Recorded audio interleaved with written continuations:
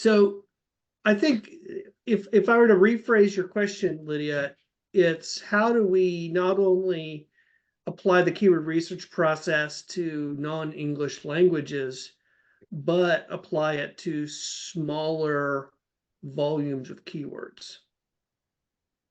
Exactly. And multilingual languages, actually, because I'm Right. also searching for English keywords for the English version of the site within a non-English environment, so to say. So Right. it is targeting the small expat population. Yeah. Yeah. And uh, so yeah, we've talked a little bit about international SEO as we've talked about one of Dave's clients that has not had to touch international SEO as it comes to languages.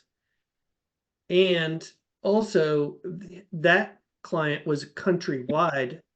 This is a service client who provides services in a couple of locations. So the search volume is going to be pretty small, right? Surprisingly small. Right, exactly, exactly. And so, especially in a non-English speaking native country, we're going to, for English, phrases for expats is going to be even smaller, right? But the reason I thought this was a good question to talk about is because even if we are doing keyword research in English and we're doing it in a country that speaks primarily English, the lessons from your question apply and help us. Mm-hmm. Because one of the things with the keyword research process that I really recommend everyone do is find data to corroborate the fact that people are searching for those phrases, right? Clients are often the worst ones when it comes to identifying how our customers are searching for them, because clients will use technical jargon or internal language. So what we need to do, no matter what the client is figure out how the customers are searching for it. And the data allows us to see that. Now, if we have a service level business that serves a smaller geography, for example, let's say I'm a plumber, I can only travel so far to help your plumbing needs.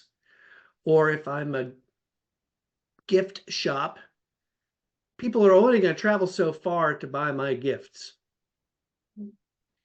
So if we were to look for search volume within such a small area, we will find zero number. There's no data. But we know people are searching for it, right? And we know, first of all, because if we just did the keyword without any geographical modifiers, we would see search volume for it,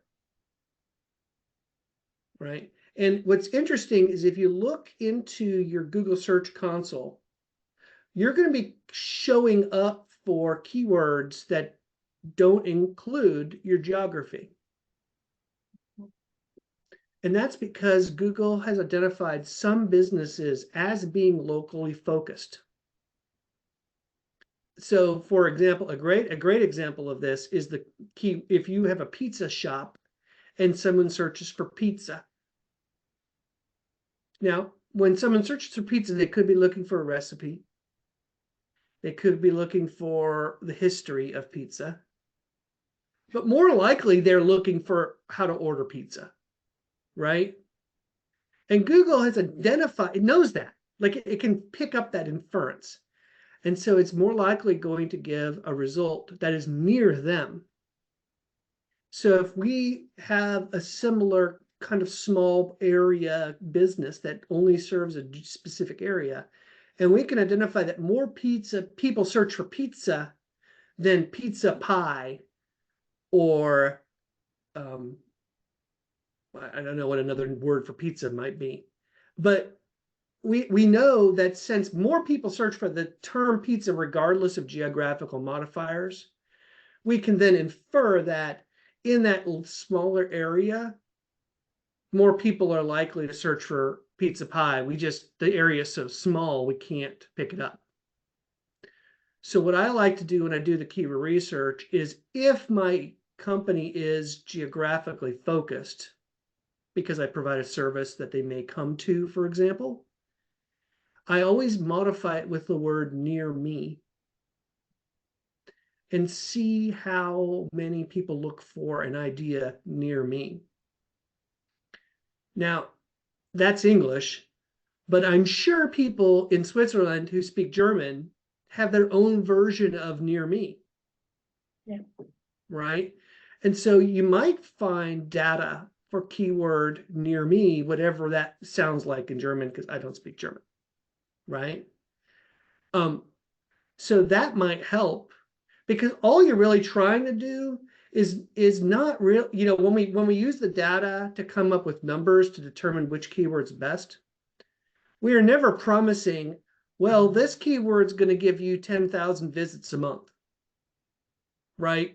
Because that's not really what the data means. We're using the data to compare it against other terms. More people search for pizza than pizza pie. Therefore, we should talk about pizza, right? More people search for plumber than toilet bowl cleaner. I don't know what that, but then, so we should focus on plumber. And so even if you come up with zero data, you can actually expand the area and decide, okay, if we forgot about geography for a moment, more people talk about it this way than that way. Therefore, even in my small area, I'm going to talk about it in the way that's more common. So if, for example, because my understanding of Switzerland is that there's several languages that are primary. French, there's French Switzerland, there's German French, Switzerland. Italian, and German. Right.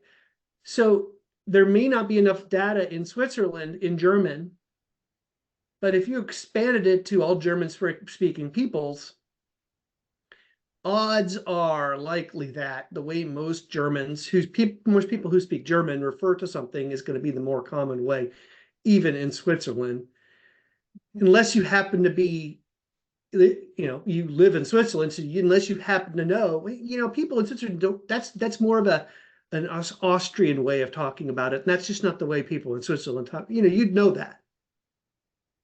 So then you can bring your experience, but it's whether the language is almost immaterial. You want to kind of expand the area to get a certain amount of data, and then use that to say, okay, if a lot of people search for this rather than that, it's probably too in my small area, and so I'm going to focus talking about that because that's how people tend to search for it.